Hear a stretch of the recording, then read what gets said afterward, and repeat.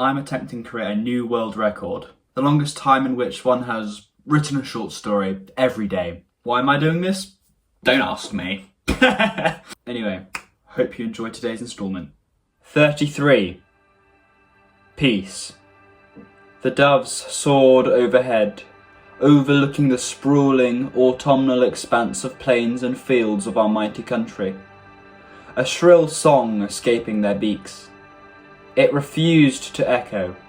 It would merely be swallowed up by the great swallowing sky. They were twin doves, of the most beautiful kind. Wings made of what looked to be pure marble, eyes a solid onyx gem. Reflected in those crystalline eyes, the plains, fields and trees must have seemed meagre and small, as if they were a prerequisite of life. I watched the twins fly from a field not too far below them. They soon passed beyond the scrupulous reaches of my vision, fading into non-existence on the skyline.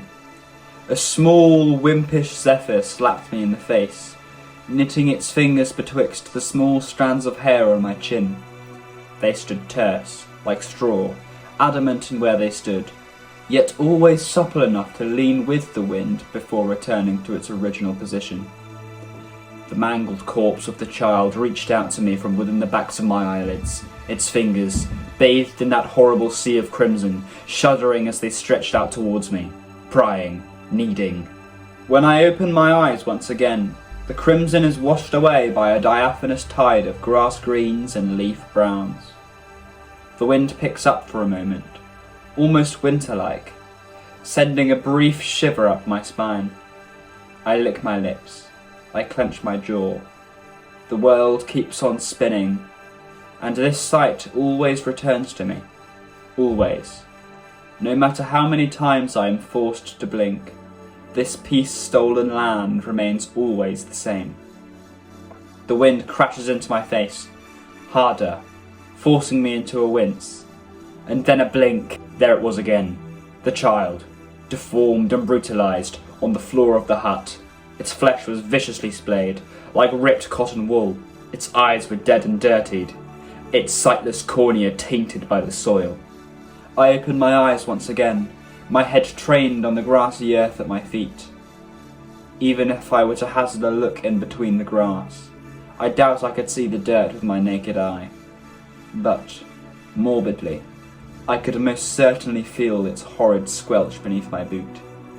I grimaced and looked up. The sky was barely invaded by clouds. It was a great ocean of blue, as if it were one mighty mirror reflecting the one below it. I raised my chin also, not allowing the wisps of wind to tease at my eyes any longer.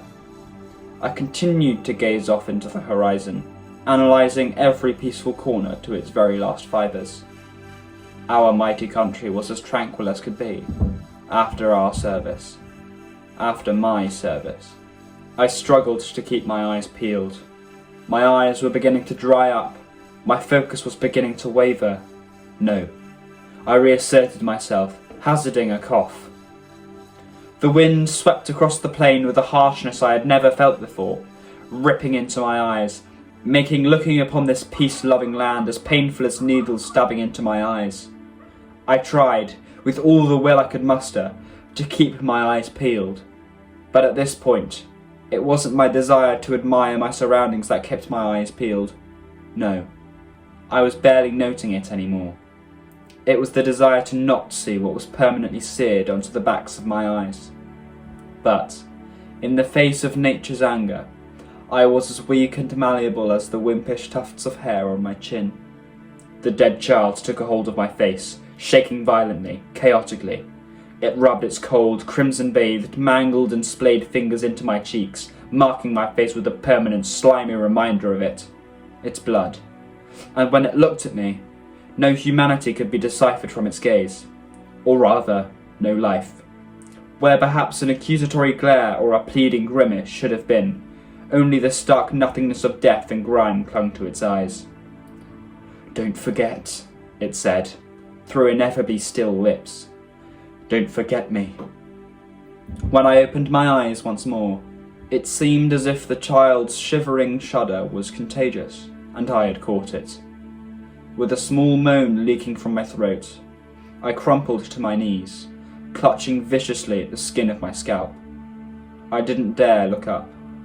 I didn't dare try to avoid it any longer.